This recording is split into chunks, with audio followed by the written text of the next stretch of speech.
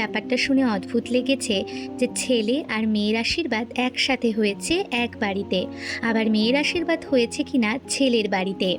এর কিন্তু আমার মা, আমার বাবা, আবার আমার মাই আমার ভাইয়ের জন্য সেটাই দিয়ে দিল। এই ওয়াচটা ছিল সোনাটার, যে বিগত 1 বছর ধরে প্ল্যানিং করে আমার যে পূর্ব নির্ধারিত ডেটটি ছিল সেই ডেটেই আমার বিয়ে হয়েছে। আমার মায়ের একজন ক্লোজ রিলেটিভস উদ্দেশ্য প্রণোদিতভাবে তারা আমার বিয়ের ঠিক 2 দিন আগে নির্ধারণ করে দাঁড়িয়েছিল, কিন্তু আমার ছোট বোনকেও ইনভাইট করেনি। এক নিমন্ত্রণ করতে কেন আমার হাজবেন্ডকে ফোন করলো না? তাহলে আমার মায়ের বড় জামাইকে ইনভাইট করছে না, আবার বড় মেয়েকে ইনভাইট করছে না, ছোট মেয়েকে ইনভাইট করছে না। নিশ্চয়ই জানো মাতা সতীর কথা। দক্ষরাজ দেবাদিদেব মহাদেবকে ইনভিটেশন করেছিলেন না, এবং মাতা সতী যখন সেই কথা জানতে পারেন তখন। রাধে, আমি প্রমিতা তোমাদের সবাইকে একটা নতুন ব্লগে স্বাগত জানাচ্ছি। যে ভিডিও ক্লিপটা এখন তোমাদের সামনে ব্লগ আকারে তুলে ধরছি সেটা 7 ডিসেম্বর 2026-এর, যেদিন আমার আর আমার হাজব্যান্ডের একসঙ্গে আশীর্বাদ ছিল হাজব্যান্ডের বাড়িতে। আমার বাড়ির থেকে আমার শ্বশুরবাড়ির দূরত্ব অনেক বেশি, তোমাদেরকে এর আগের ব্লগেও আমি বোধহয় শেয়ার করেছিলাম। তো সেই জন্য আমার পরিবারের লোকজনকে নিয়ে আমাকে অনেক সকালবেলায় বেরোতে হয়েছিল আশীর্বাদের দিন। তোমাদের মধ্যে অনেকেরই হয়তো এই ব্যাপারটা শুনে অদ্ভুত লেগেছে যে ছেলে আর মেয়ের আশীর্বাদ একসাথে হয়েছে এক বাড়িতে, আবার মেয়ের আশীর্বাদ হয়েছে কিনা ছেলের বাড়িতে। হ্যাঁ, আমাদের দুজনের আশীর্বাদ একসাথে হয়েছে এবং আমার শ্বশুর বাড়িতে হয়েছে। জিনিসটা অনেকের কাছে অবাক লাগলেও এই কথাটা সত্যি। আর আমার শ্বশুর শাশুড়ির সম্পর্কে আমি আগেও বলেছি, আমার শাশুড়ি মা এবং শ্বশুরমশাই দুজনই আপডেটেড এবং আপগ্রেডেড মানুষ। 2026-এ দাঁড়িয়ে তারা যুগের সঙ্গে তাল মিলিয়ে চলতে জানেন। আমার শাশুড়ি মা সেই সময়ে ফিলোসফিতে অনার্স। মাকে আমি যত দেখেছি, যত শুনছি, যত জানছি, তত বুঝছি যে মায়ের জীবন সম্পর্কে ধারণাটা কত বেশি সরল এবং সাবলীল।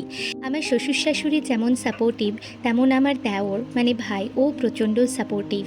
আর সর্বশেষ কথা কি জানো তো, যদি তোমার হাজব্যান্ড সাপোর্টিভ হয়, যদি সে ভালো হয়, তাহলে সব কিছুই অনেক অনেক সুন্দর হয়ে যায়। তো আমার হাজব্যান্ড সম্পর্কে তোমরা অল্প বিস্তর বা অনেকটাই জেনে গিয়েছো, ও প্রচণ্ডই সাপোর্টিভ। আমার বাড়ির লোকজন গিয়েই প্রথমে টিফিন করে নিয়েছিল, তারপরে আমার হাজব্যান্ড পুজোয় বসে গেছিল আশীর্বাদের জন্য। তো এখানে পুরোহিত মশাই ওকে যা যা করতে বলছিলেন ও করে নিচ্ছিল। আর আমার বাড়ির লোকজন, তারপরে আমার হাজব্যান্ডের বাড়ির লোকজন সবাই বসেছিল একসাথে। মানে আমার এত শ্বশুরবাড়ির লোকজন না, এত রিলেটিভস, আমি তো এখনও ওদেরকে সম্পূর্ণরূপে চিনে উঠতেই পারিনি কোনটা কি সম্পর্কে হয়। কখনো কেউ এসে মানে দিদি, কেউ বৌদি, কেউ মামি, কাকিমা, আমার সব কিছু যেন একসাথে মাথার উপর দিয়েই যায়। তবে হ্যাঁ, আমার শ্বশুরবাড়ির লোকজনেরা যত রিলেটিভস আছে অনেক ভালো, তারা আমাকে অনেক সাপোর্ট করে প্রথম দিন থেকেই। তবে সেই একটা কথাই বলবো, যদি হাজব্যান্ড ভালো হয়, হাজব্যান্ড সাপোর্টিভ হয়, তাহলে আশেপাশের সমস্ত মানুষ ভালো হয়ে যায়। আশীর্বাদের অনেক অনেক শর্টস তোমাদের সাথে আমি অলরেডি শেয়ার করে ফেলেছি, কিন্তু আমার বড় ব্লগ আকারে কোনো ভিডিও তোমাদের সাথে শেয়ার করা হয়েছিল না। তাই ভাবলাম বিয়ের ব্লগগুলো আপলোড করার আগে আগে আমার যে আশীর্বাদের ব্লগটা রয়েছে সেটাই তোমাদের সাথে শেয়ার করে দিই। তোমরা কিন্তু অবশ্যই কমেন্টে জানাতে ভুলো না যে আমার আশীর্বাদের ব্লগটা কীরকম হয়েছে। আমার এঙ্গেজমেন্টের ভিডিও তোমরা বোধহয় আমার চ্যানেল থেকে দেখতে পেয়েছো। এঙ্গেজমেন্টের যে অনুষ্ঠানটা হয়েছিল সেটা আমাদের বাড়িতে হয়েছিল, আর আশীর্বাদটা হচ্ছে আমার শ্বশুর বাড়িতে। আমার আশীর্বাদের তত্ত্ব নিয়ে আমার চ্যানেলে ব্লগ রয়েছে, তোমরা ওখান থেকে দেখে নিও যে আমরা আশীর্বাদে আমাদের বাড়ির থেকে ছেলের বাড়িতে কি কি তত্ত্ব নিয়ে গিয়েছিলাম। তোমরা জানোই যে আমি রাধা মাধবের ভক্ত, তো আমি সঙ্গে করে আমার বাড়িতে যে 2টি গোপাল রয়েছে আমি তাদেরকে নিয়ে গিয়েছিলাম। তোমাদেরকে একটা কথা শেয়ার করতে চাই। আমার মনে হলো তোমাদেরকে যখন আমি সব কথা বলি, তাহলে আমার একটা কথা শেয়ার করা অত্যন্ত জরুরি।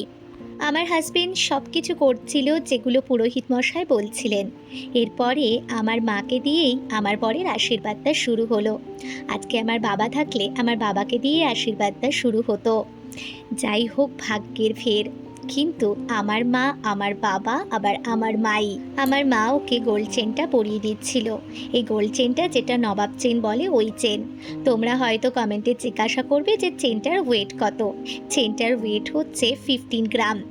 আর তার সঙ্গে মা একটা ব্রেসলেট দিয়েছিল যেটার ওয়েটও ছিল 15 গ্রাম। যদি তোমাদের মধ্যে কেউ আমার এই চেনটা আর ব্রেসলেটটার ডিজাইন জানতে চাও তাহলে অবশ্যই কমেন্ট করো, আমি তোমাদের সাথে শেয়ার করে দেব। তারপরে আমার মেজো পিসে মশাই আশীর্বাদ করে নিয়েছিল, তারপরে আমার মেজো পিসি আশীর্বাদ করে নিয়েছিল। মেজো পিসির আশীর্বাদ শেষ হয়ে যাওয়ার পরে আশীর্বাদ করে নিয়েছিল আমার হাজব্যান্ডকে আমার ছোট পিসি। আমার এই বিয়েটা পুরো 1 বছর জুড়ে প্ল্যানিং করে যেন হলো, এবং সর্বশেষ সব ভালোই হয়েছে। এঙ্গেজমেন্ট হয়েছে, আশীর্বাদ হয়েছে, প্রি ওয়েডিং হয়েছে, তারপরে আমার বিয়ের যাবতীয় অনুষ্ঠানও হয়েছে। রাধা মাধবের অশেষ কৃপা, সাথে বাবার অশেষ আশীর্বাদ, যার জন্য আমার এই অনুষ্ঠানটা অনেক ভালোভাবে শেষমেশ করতে পেরেছি। তারপর আমার বোনের একটা তার দাদাভাইকে গিফট দেওয়ার ছিল, তাই জন্য সামান্য মিষ্টি মুখ করিয়ে জল খাইয়ে সে যে গিফটটা নিয়ে এসেছিল তার দাদাভাইয়ের জন্য সেটাই দিয়ে দিল। এই ওয়াচটা ছিল সোনাটার যে ক্রোনোগ্রাফিক ওয়াচ, সেই ওয়াচ।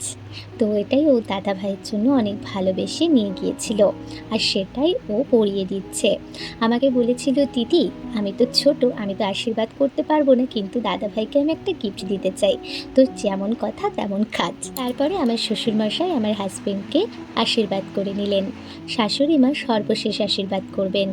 তোমরা হয়তো অনেকেই জানো, মা যদি একবার আশীর্বাদ করে দেন তাহলে তারপরে আর আশীর্বাদ কারোর করা যায় না। তাই জন্য আমার শাশুড়ি মা আমার হাজবেন্ডকে সর্বশেষে করবে। আর আমার শ্বশুরবাড়ির আরও যারা মেম্বাররা রয়েছেন তারা আমার হাজবেন্ডকে আশীর্বাদ করে নিচ্ছিল। এবার তোমাদের সঙ্গে আমি যে কথাটা শেয়ার করতে গিয়ে আর করা হলো না, যে কথাটা তোমাদেরকে আমি জানাতে চাই সেটাই এবার বলি। আমার বিয়ে বিগত 1 বছর ধরে প্ল্যানিং করে আমার যে পূর্ব নির্ধারিত ডেটটি ছিল সেই ডেটেই আমার বিয়ে হয়েছে। আমার মায়ের একজন ক্লোজ রিলেটিভস উদ্দেশ্য প্রণোদিতভাবে তারা জানতো যে আমার বিয়ের ডেট 1 বছর আগে পূর্ব নির্ধারিত 6 ফেব্রুয়ারি 2026-এ। তবুও তার বিয়ে আমার বিয়ের ঠিক 2 দিন আগে নির্ধারণ করে। তবে আমার বিয়ের ডেট নিয়ে কোনো রকম হেডেক নেই। তাদের কোনো পার্সোনাল সমস্যা থাকতেই পারে, তার জন্য সাডেনলি বিয়ে ঠিক করেছে। সেই নিয়ে আমার সত্যি বলতে কি কোনো রকমই কোনো মাথা ব্যথা নেই। কিন্তু আমার প্রশ্নটা অন্য জায়গায়। হ্যাঁ, তাদের বাড়ির থেকে ইনভাইট করতে এসেছিল আমাদের বাড়িতে, এবং আমার মাকে কার্ড দিয়ে বলে যায় মা যেন বিয়েতে অ্যাটেন্ড করে। আমরা যখন কারোর বাড়িতে ইনভাইট করতে যাই তখন কি আমরা কোনো স্পেসিফিক একটা মানুষকে ইনভাইট করে চলে আসি? আমরা কি বলি যে তোর ছোট মেয়ে বড় মেয়েকে নিয়ে জামাইকে নিয়ে অবশ্যই যাস, তোদের বাড়ির শুধু ইনভিটেশন থাকলো। কিন্তু এই কথাটা তো বলিনি, বলেছে আমার মাকে কার্ড দিয়ে আমার মাকে শুধুমাত্র অ্যাটেন্ড করার জন্য।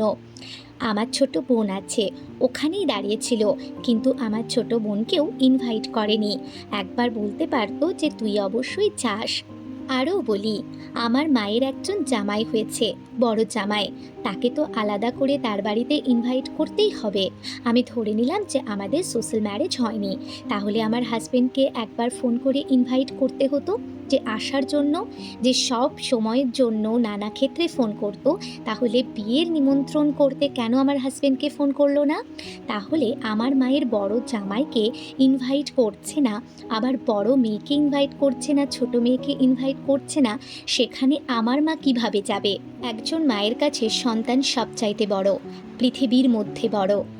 9 মাস 7 দিন গর্ভে লালন পালন করে একটা সন্তানকে পৃথিবীতে নিয়ে আসে, তারপরে মানুষ করে নিজের পায়ে দাঁড় করিয়ে তাদেরকে স্বাবলম্বী করে তোলে।